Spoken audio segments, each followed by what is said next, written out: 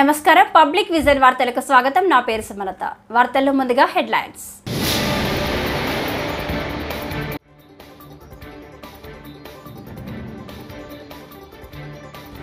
కొండగట్టు అంజన్నను దర్శించుకున్న AP deputy CM Pawan Kalyan.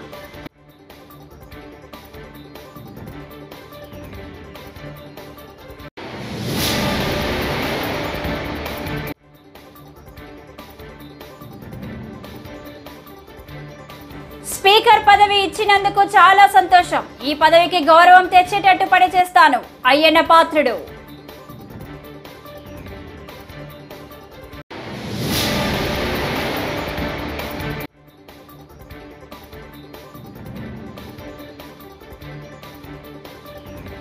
Polavaram శ్వేతపత్రంపై అంబటి రాంబాబు ఫైర్.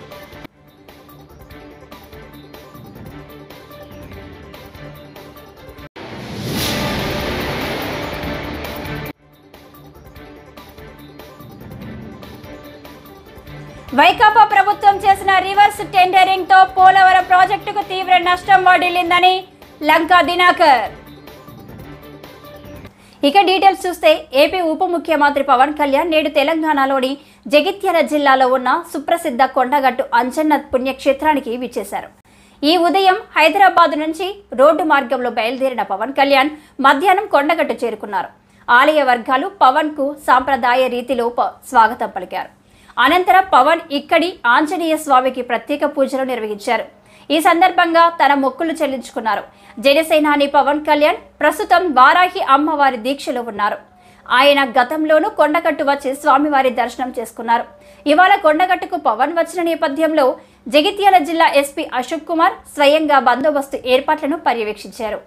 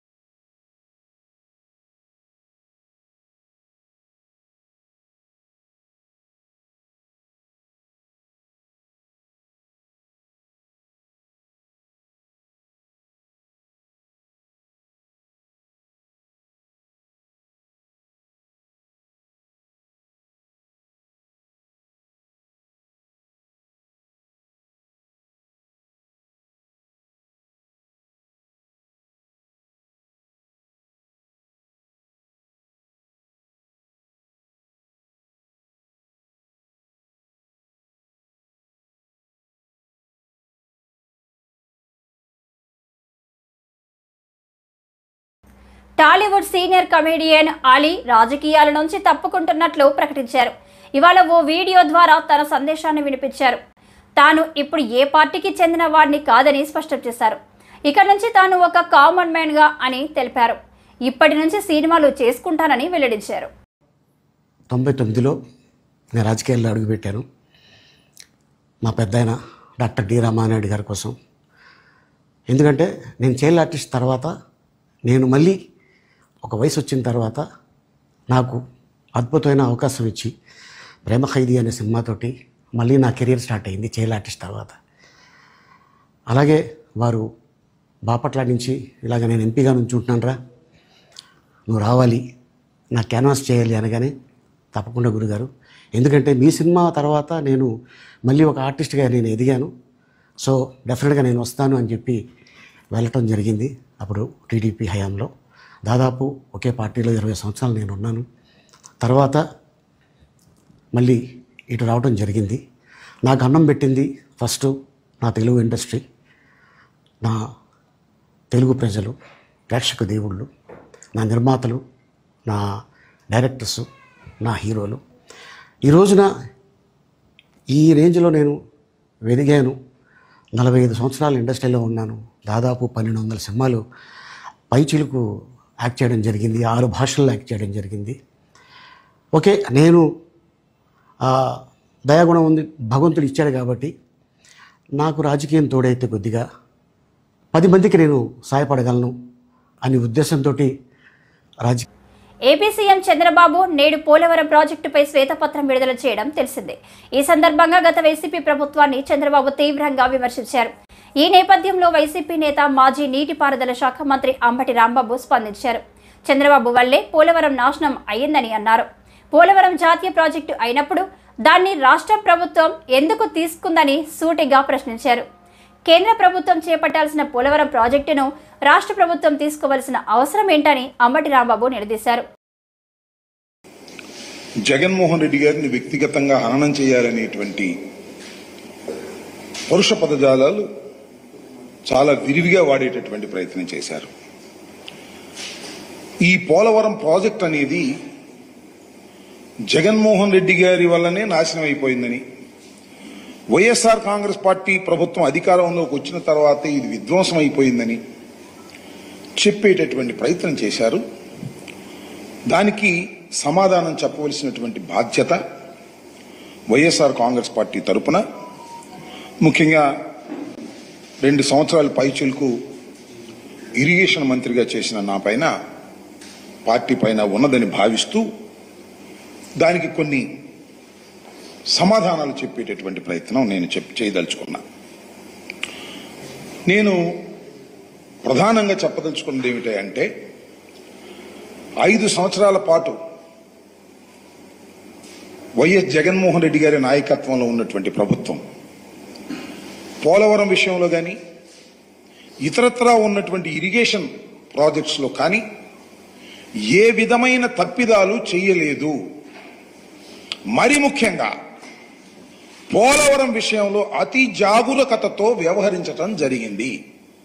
ఎక్కడ కూడా చిన్న తప్పిదం కూడా జరగకోకుండా శాస్త్రీయంగా ప్రోటోకాల్ ప్రకారం ఆ ప్రాజెక్టు నిర్మాణాన్ని కరోనా రాష్ట్రంలో వర్షాలు, వరద ముంపు ప్రాంతాల్లో ముందస్తు రక్షణ చర్యలు చేపట్టాలని రాష్ట్ర మంత్రి అనిత అధికారులను ఆదేశించారు. శుక్రవారం ఆమె తన క్యాంపు కార్యాలయంలో 8 జిల్లాల కలెక్టర్లు, డిఆర్ఓలతో వీడియో కాన్ఫరెన్స్ నిర్వహించి ముంపు ప్రాంతాల్లో చేపట్టాల్సిన చర్యలపై పలు సూచనలు చేశారు. అనంతరం ఏపీ ఎమర్జెన్సీ అలర్ట్ సెంటర్ను అనిత పరిశీలించారు. ఈ సందర్భంగా అలర్ట్ సెంటర్ విధులను అక్కడి అధికారులు ఆమెకు వివరించారు. అందరికీ నమస్కారం.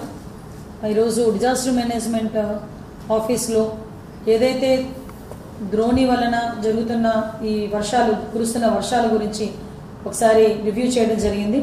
ఎస్పెషల్లీ అల్లూరు జిల్లాతో పాటు ఈస్ట్, వెస్ట్, అదేవిధంగా శ్రీకాకుళం, విజయనగరం అందరు డిఆర్ఓస్, డిపిఎంస్తో కలిపి ఈరోజు ఆఫీస్లో కూర్చొని వీడియో కాన్ఫరెన్స్ పెట్టడం జరిగింది. ఎస్పెషల్లీ ఈరోజు అల్లూరు జిల్లా నుంచి కలెక్టర్ గారు కూడా అటెండ్ అవ్వడం జరిగింది. ఏదైతే అల్లూరు జిల్లాలోని దేవీపట్నం దగ్గర పైనుంచి వచ్చిన ఫ్లడ్స్ వల్ల గోదావరి ఇంచుమించుగా అంటే ఎల్లో రేంజ్ దాటి ఒకసారి వరదలు అనేవి వచ్చినాయని చెప్పి మాకు ఇన్ఫర్మేషన్ రావడం, ఆ చుట్టుపక్కల గ్రామాలు కూడా ముంపుకు గురయ్యే ప్రమాదం ఉంది. కాబట్టి ముందస్తు చర్యలు తీసుకోవడానికి అక్కడ ఉన్న ఆరోగ్య సిబ్బందికి కానీ, అదేవిధంగా స్కూల్ వాళ్ళకి కానీ, ఎడ్యుకేషన్ డిపార్ట్మెంట్ వాళ్ళకి కానీ, హెల్త్ డిపార్ట్మెంట్ వాళ్ళకి కానీ, రెవెన్యూ డిపార్ట్మెంట్, పోలీస్ డిపార్ట్మెంట్ వీళ్ళందరినీ కూడా అలర్ట్ చేయడానికి, అట్ ద సేమ్ టైం ఎక్కడ కూడా బ్రాడ్కాస్ట్ కూడా చాలా క్లియర్గా ఎప్పటికెప్పుడు మన డిజాస్టర్ మేనేజ్మెంట్ నుంచి ప్రజలందరికీ కూడా అందడం కూడా జరుగుతుంది. ఎక్కడ కూడా ఏ ఇబ్బంది లేకుండా చూసుకోవాల్సిన బాధ్యత తీసుకోవాలని 6 జిల్లాల తాలూకా డిఆర్ఓస్కి, డిపిఎంస్కి కూడా ఇన్స్ట్రక్షన్స్ ఇవ్వడం జరిగింది. ఎక్కడైనా ఏదైనా ఇన్ఫర్మేషన్ వచ్చినా, ఎక్కడైనా ఏదైనా విపత్తు కలిగినా ఎస్పెషల్లీ వాళ్ళందరికీ కూడా ఒక టోల్ ఫ్రీ నెంబర్ కూడా శ్రీకాకుళం జిల్లా, అల్లూరు జిల్లా నుంచి ఒక టోల్ ఫ్రీ నెంబర్ కూడా ఇవ్వడం జరిగింది. ఎవరికైనా ఏమైనా ఇబ్బంది కలిగినా, లేకపోతే వరదలు వచ్చి ఎవరైనా ఇబ్బందులకు గురైనా డెఫినెట్గా టోల్ ఫ్రీ నెంబర్కి కనుక కాంటాక్ట్ చేస్తే గవర్నమెంట్ దగ్గర నుంచి వచ్చే సహాయ సహకారాలు అందరికీ అందుతాయని మీ అందరికీ కూడా తెలియజేసుకుంటూ, అందరూ కలెక్టర్స్ దగ్గర నుంచి అందరూ కూడా డిపిఎంసీ, డిఆర్ఓస్ అందరూ కూడా అలర్ట్గా ఉండాలని మాత్రం కోరుకుంటున్నాను. Thank you. భారతదేశంలో ఉన్న విశాఖ స్టీల్ ప్లాంట్ ఆస్తులను కేంద్ర ప్రభుత్వం అమ్మడానికి సిద్ధంగా ఉందని ప్రకటించడంపై సిపిఐ పార్టీ రాష్ట్ర కార్యదర్శి రామకృష్ణ స్పందించారు. విజయవాడలో సిపిఐ కార్యాలయంలో ఆయన మాట్లాడుతూ, గత రాష్ట్ర ప్రభుత్వం స్టీల్ ప్లాంట్ విషయంపై ప్రత్యేక దృష్టి పెట్టలేదన్నారు. బీజేపీ రాష్ట్ర అధ్యక్షురాలు పురంధేశ్వరి స్టీల్ ప్లాంట్ పరిరక్షణపై ప్రధానమంత్రి నరేంద్ర మోదీని కలిసి మాట్లాడాలని సూచించారు. విశాఖ స్టీల్ ప్లాంట్ క్వార్టర్స్ ఏవైతే ఉన్నాయో వాటిని ఇవాళ అమ్మడానికి ప్రభుత్వం పూనుకుంటా ఉంది. అదేవిధంగా హైదరాబాద్లో, చెన్నైలో, రాయ్బరేలీలో ఏవైతే స్టీల్ ప్లాంట్ ప్రాపర్టీస్ ఉన్నాయో అన్నీ ఒకదాని తర్వాత ఒకటి తెగనమ్మడానికి పూనుకుంటా ఉంది. అన్నిటికంటే ముఖ్యంగా ఇవాళ ప్రభుత్వం మారిన తర్వాత కూడా, ఎన్నికల తర్వాత కూడా ఏమైనా మార్పు వస్తుందంటే మార్పు ఏమాత్రం కూడా కనపడడం లేదు. గతంలో ఉన్న ముఖ్యమంత్రి ఏమో ఒకేసారి విశాఖ స్టీల్ ప్లాంట్ తీసేసి అక్కడ సెక్రటరియట్ కడితే బాగుంటుంది, రాజధాని నిర్మాణం చేస్తే బాగుంటుంది అన్నట్లుగా వార్తలు వస్తాయి. మరి చంద్రబాబు నాయుడు గారు గతంలో ప్రతిపక్షంలో ఉన్నప్పుడు విశాఖ స్టీల్ ప్లాంట్ కాపాడుతామని ఇవాళ అధికారంలోకి వచ్చారు. చంద్రబాబు నాయుడు గారు వాళ్ళు చొరవ తీసుకొని నేరుగా ప్రధానమంత్రి నరేంద్ర మోడీ గారిని కలవాలి. ఎందుకంటే ఈ స్టీల్ ప్లాంట్ ఇష్యూ మన రాష్ట్రానికి సంబంధించిన ఇష్యూ, మన రాష్ట్ర ప్రజల యొక్క ఒక్క మాటలో చెప్పాలంటే సెంటిమెంట్ కూడా ఇందులో ఉంది. అమరావతి రాజధాని ఏ రకమైన సెంటిమెంట్ ఉందో విశాఖ స్టీల్ ప్లాంట్ కూడా అలాంటి సెంటిమెంట్ లేదు. కాబట్టి ఏమంటే దీనికోసం అక్కడ కూడా చేయాలి. మన బీజేపీ రాష్ట్ర అధ్యక్షుడు పురంధరేశ్వరి గారు స్టీల్ మినిస్టర్ కలిసామన్నారు. స్టీల్ మినిస్టర్ కాదు కలవాల్సింది, ప్రైమ్ మినిస్టర్ కలవాలని కోరుతాం. ఎందుకంటే ఇవాళ నిర్ణయం చేసేది ప్రైమ్ మినిస్టర్ అయితే స్టీల్ మినిస్టర్ ఏం చేస్తాడు? కుమారస్వామి గారు ఏం చేయలేదు. కాబట్టి ఏమంటే ఇవాళ క్లియర్ కట్గా దీన్ని కాపాడుకోవాలంటే దాన్ని శైలి అధ్వర్యంలో కలిపినా మంచిది, లేదంటే దానికి ఏవైతే మైనింగ్ ఉందో మైనింగ్ కట్టబెట్టి ఆ రకంగా దానికి ఇది చేస్తే ఖచ్చితంగా లాభాల బాటలో పయనిస్తుంది. 2023-24లో వేల కోట్ల రూపాయలు నష్టం వచ్చిందని చెప్తా ఉన్నారు. మీరు ఒక పక్క ఉత్పత్తి తగ్గించేస్తూ ఉన్నారు, కొన్ని అందులోనే జిందాలకి అప్పచెప్పడానికి ప్రయత్నం. వర్షాకాలంలో పట్టణ ప్రాంతాల్లో ఎటువంటి సీజనల్ వ్యాధులు ప్రబలకుండా ఉండేందుకు ప్రత్యేక డ్రైవ్ను నిర్వహిస్తున్నట్లు మంత్రి పొంగూరు నారాయణ తెలిపారు. వెలగపూడిలో సచివాలయంలో విలేకరులతో మాట్లాడారు. దాదాపు 50 కోట్ల అంచనా వ్యయంతో త్రాగునీటి సరఫరా, పైపుల లీకేజీల నియంత్రణకు, కాలువల్లో చెత్తా చెదారాన్ని తొలగించి పారిశుద్ధ్య పరిస్థితులను మెరుగుపరిచేందుకు ప్రత్యేక చర్యలు చేపట్టనున్నట్లు తెలిపారు. 72 మున్సిపాలిటీస్, మొత్తం 123.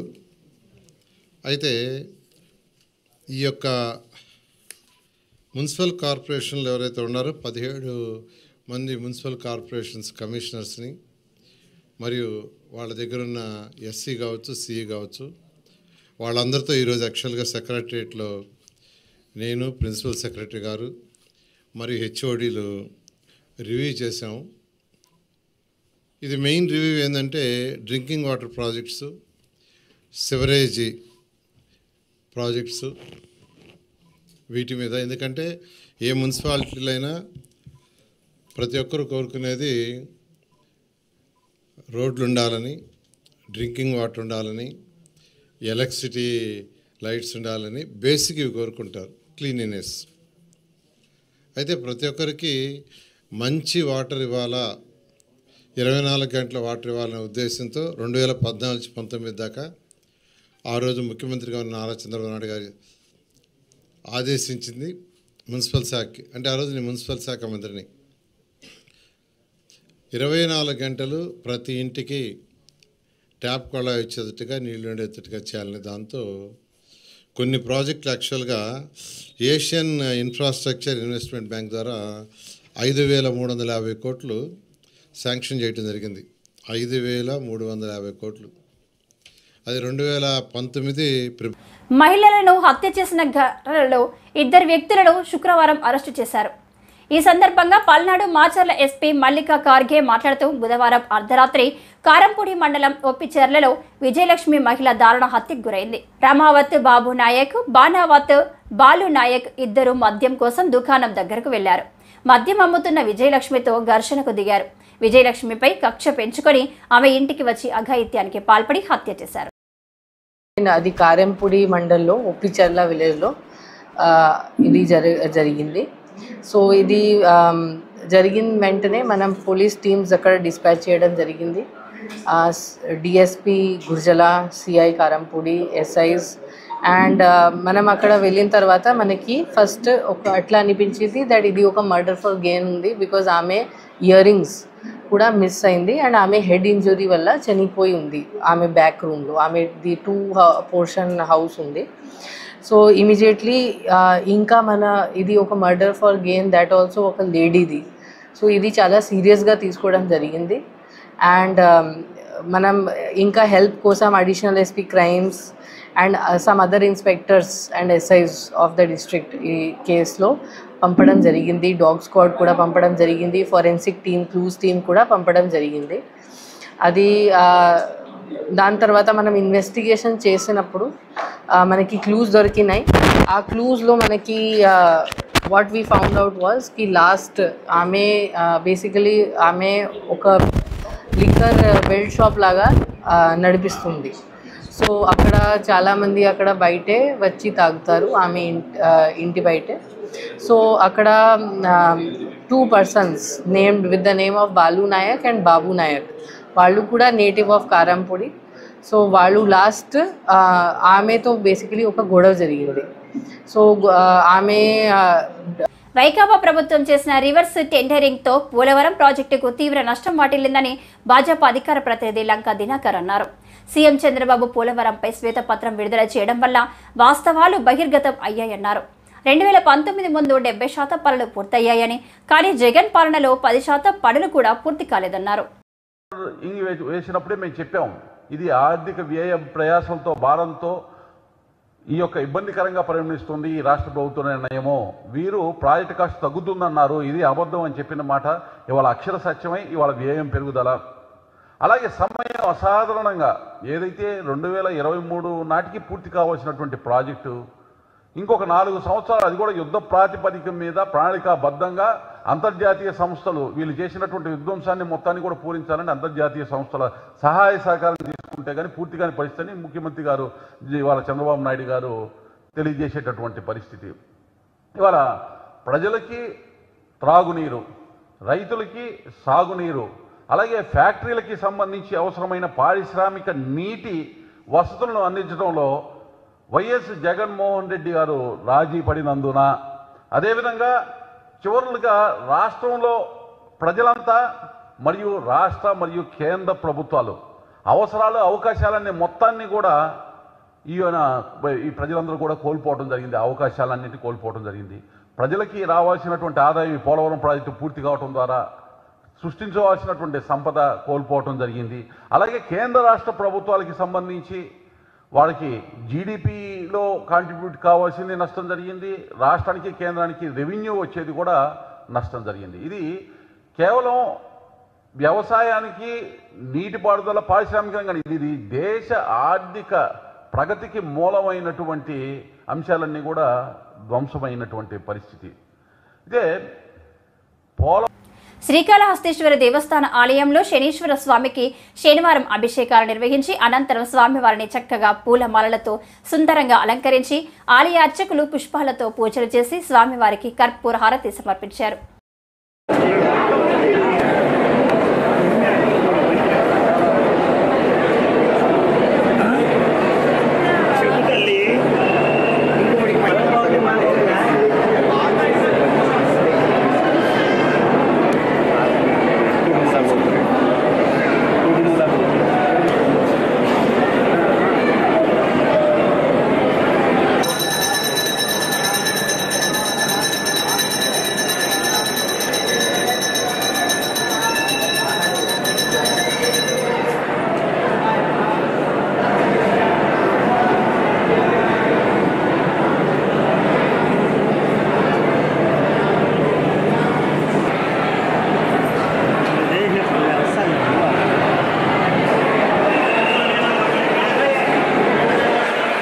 జగన్ అండతో మాచర్ల మాజీ ఎమ్మెల్యే పిన్నెల్లి రామకృష్ణారెడ్డి ప్రజలను భయపెట్టారని టీడీపీ రాష్ట్ర అధికార ప్రతినిధి వెంకటీల సురేంద్ర కుమార్ ఆరోపించారు. చిత్తూరులోని టీడీపీ ఆఫీసులో ఆయన మాట్లాడుతూ పోలీస్ వ్యవస్థను అడ్డం పెట్టుకుని పల్నాడులో అరాచకాలు, విధ్వంసాలు, హత్యలు చేశారని మండిపడ్డారు. ఒకటి కాదు, అనేకమైన అరాచకాలు చేశారు. అక్కడ మొన్న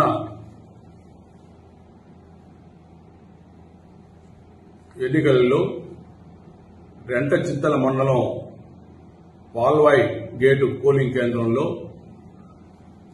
వేలాది మంది ఓటర్లు, పోలింగ్ సిబ్బంది, పోలీసులు, ఏజెంట్ ఇంతమంది ఉన్నా కూడా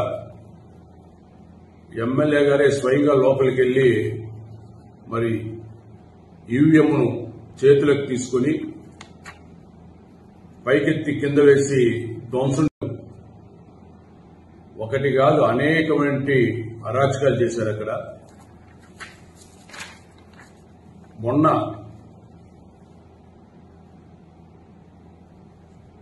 ఎన్నికలలో రెంటచింతల మండలం పాల్వాయి గేటు పోలింగ్ కేంద్రంలో వేలాది మంది ఓటర్లు, పోలింగ్ సిబ్బంది, పోలీసులు, ఏజెంట్ ఇంతమంది ఉన్నా కూడా ఎమ్మెల్యే గారే స్వయంగా లోపలికి వెళ్లి మరి ఈవీఎంను చేతులకు తీసుకుని పైకెత్తి కింద వేసి ధ్వంసం.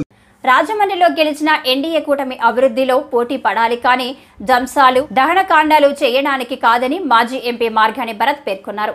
శనివారం రాజమండ్రిలో నిర్వహించిన విలేకరుల సమావేశంలో ఆయన మాట్లాడారు. గత రాత్రి తన ప్రచార వాహనాన్ని దగ్ధం చేసింది ప్రతిపక్ష నేతలేనని ఆరోపించారు. ఎన్డీఏ ప్రభుత్వం వచ్చాక వైసీపీ నేతలపై దాడులు జరిగాయని అన్నారు. కానీ వైసీపీ ప్రజల పక్షాన పోరాడుతుందని పేర్కొన్నారు. ఇవాళ ప్రజలు మీకు పట్టం కట్టింది ఇంకా పోటీ పడి పరిపాలనలో అభివృద్ధిలో ముందుకు వెళ్తారని పట్టం కట్టారు. అంతే తప్పితే ఈ రకమైన ధ్వంసాలు చేయడము, దహనకాండలు చేయడం గురించి కాదు. రాజమండ్రి ప్రశాంతమైన వాతావరణం ఉన్న ప్రదేశం. ఈ ప్రదేశంలో తీసుకొచ్చి ఇలా విధ్వంసాలు చేస్తూ ఉన్నారు, భయభ్రాంతులకు గురి చేస్తూ ఉన్నారు. మొన్న సాయి అనే ఒక పిల్లోడి పైన సీసీ ఫుటేజ్ దొరికింది. ఇంత బండరాయి తీసుకుని వచ్చి నెత్తికేసి కొట్టారు. ఆ వ్యక్తులు ఎవరో కూడా క్లియర్గా పోలీస్ దగ్గరికి కూడా తీసుకుని వెళ్ళి పెన్ డ్రైవ్ కూడా ఇవ్వడం జరిగింది. మరి వాళ్ళని ఏం అరెస్ట్ చేశారో నాకేం తెలియదు. ఇప్పుడు దాకా అరెస్ట్ చేశారో లేదో కూడా నాకు తెలియదు. అంటే 16 కుట్లు నెత్తిపైన పడితే మరి ప్రాణం పోయేదే కదా. మరి అలాంటి వాళ్ళని ఇంకా ఈ సభ్య సమాజంలో ఇంకా అలా వదిలేస్తానా? మొన్నటికి మొన్న మా పార్టీ నాయకులు ఇళ్ల పైన దొమ్మికెళ్ళారు, కొట్లాడికెళ్ళారు. అసలు ఇది ఎక్కడ సంస్కృతి? అర్ధరాత్రి 12ంటికి దొమ్మికెళ్తారా, కొట్లాడికెళ్తారా? ఇదేనా మీకు ప్రజలు ఇచ్చిన ఆశీర్వదించింది? మీరు చేసే కార్యక్రమం ఇవేనా? ఎంతో గొప్ప ఆశయాలతో ముందుకు వెళ్ళాలి. రాజమండ్రి కీర్తి ప్రతిష్టలు పెంచండి. ఈ రకంగా అభిమానంగా సోషల్ మీడియాలో పెడతా ఉంటే. కాకినాడ కెమెరా క్లబ్ ఆధ్వర్యంలో జాతీయ కెమెరా దినోత్సవం శనివారం కాకినాడలో టౌన్ హాల్లో ఘనంగా నిర్వహించారు. ఈ కార్యక్రమంలో 1940వ సంవత్సరంలో వాడిన కెమెరాల నుంచి 2023లో ఉపయోగంలో ఉన్న అత్యాధునిక కెమెరాల వరకు ఈ కార్యక్రమానికి retired employee B Jagannatham, Kakinada camera club అధ్యక్షుడు ఎన్వీఎస్ రామమూర్తి తదితరులు ముఖ్య అతిథులుగా హాజరై ప్రదర్శనను ప్రారంభించారు. నమస్కారం అండి. ఈ రోజున దేశవ్యాప్తంగా జూన్ 29ని జాతీయ కెమెరా దినోత్సవంగా జరుపుకోవడానికి ఒక సాంప్రదాయంగా వస్తుంది. ఈ రోజున కాకినాడలో గల టౌన్ హాల్ నందు కాకినాడ కెమెరా క్లబ్ ఆధ్వర్యంలో 200 సంవత్సరాల క్రితం పురాతన కెమెరాలు మా క్లబ్ సభ్యుడు శ్రీ వి బాలకృష్ణ గారి యొక్క సహకారంతో మా క్లబ్ అధ్యక్షులు శ్రీ ఎన్వీఎస్ రామమూర్తి గారు మరియు మా క్లబ్ ఫౌండర్ మెంబర్ అయిన శ్రీ ఎన్ బాబురావు గారు మరియు ఇక్కడ కాకినాడ జిల్లా గౌరవ అధ్యక్షులు జస్వంత్ శ్రేణి గారు ఒక సహకారంతో ఈ యొక్క ఎగ్జిబిషన్ ప్రారంభిస్తున్నాం. ఇది ఈ యొక్క నేషనల్ కెమెరా డే అని పిలువబడుతున్నది. కాబట్టి ఇప్పుడు పురాతనమైన కెమెరాలు అంటే ప్రస్తుతం ఉన్న జనరేషన్కి ఈ కెమెరాల గొప్పతనం కూడా తెలియదని ఒక పుర ప్రజలకు ఒక అవగాహన ఫోటోగ్రఫీ మీద కల్పించాలని సదుద్దేశంతో ఈ యొక్క కార్యక్రమాన్ని ఏర్పాటు జరిగింది. కాబట్టి సభ్యులందరూ కాకినాడ పుర ప్రజలందరూ కూడా ఫోటోగ్రఫీ మిత్రులు, ఫోటోగ్రఫీ లవర్స్ అందరూ కూడా ఈ యొక్క కార్యక్రమం ఎగ్జిబిషన్ని ఓల్డ్ కెమెరాల ఎగ్జిబిషన్ తిలకించవలసిగా ప్రతి వారికి కాకినాడ కెమెరా క్లబ్ని అభ్యర్థిస్తాను. సమిష్టిగా పాలకొండ పట్టణాన్ని అభివృద్ధి పథంలో నడిపేందుకు కౌన్సిలర్లు సహకరించాలని పాలకొండ ఎమ్మెల్యే జయకృష్ణ శనివారం అన్నారు. ఎమ్మెల్యేగా గెలుపొంది మొట్టమొదటిసారిగా మున్సిపల్ కార్యాలయానికి వచ్చిన ఆయనను మున్సిపల్ కమిషనర్ సర్వేశ్వరరావు కార్యాలయంలోని పలు విభాగాలు అధికారులతో కలిసి సాధారణంగా ఆహ్వానించారు. వివిధ అధికారులతో సమీక్ష సమావేశం నిర్వహించారు. ఈ కార్యక్రమంలో కొండబాబు, సత్యబాబు పాల్గొన్నారు. మున్సిపల్ కమిషనర్ మీ పైన ఉంది, కౌన్సిలర్స్ గా అందరి బాధ్యత, మా బాధ్యత, ఎమ్మెల్యేగా నా బాధ్యత, కౌన్సిలర్స్ అందరి బాధ్యత. మీరు కూడా ఇందులో అందరూ భాగస్వామ్యం. ఒక నియోజకవర్గ హెడ్ క్వార్టర్ అంటే ఖచ్చితంగా అన్ని నియోజకవర్గాల కంటే దీన్ని ఒక మోడల్ మున్సిపాలిటీగా తీర్చిదిద్దాలంటే మీ ద్వారా కోఆపరేషన్ అవసరం. ఈచ్ అండ్ ఎవ్రీ సబ్జెక్ట్ మీద మీకు పట్టు ఉండాలా, అలాగే దాని మీద మీకు అవగాహన ఉండాలి, మీకు తెలియాలి. వితౌట్ యువర్ నాలెడ్జ్ మీరు తెలియడానికి లేదండి కమిషనర్ గారు. ఎట్టి పరిస్థితుల్లో ఇట్ ఈస్ అన్టాలరబుల్. మీరు ఎవరైతే ఆ కాంట్రాక్ట్ ఉన్నారో మీరు పిలిపించండి, నేను పిలిపిస్తాను, మాట్లాడదాం. ఖచ్చితంగా ఏదైతే మనం చెప్పామో దాన్ని ఎట్టి పరిస్థితులు డెవలప్ జరగాలి. ఏదైతే ఎంత శాంక్షన్ చేశారండి? 178 lakhs. 178 lakhs. ఈ వార్తలు ఇంతటితో సమాప్తం. నమస్కారం.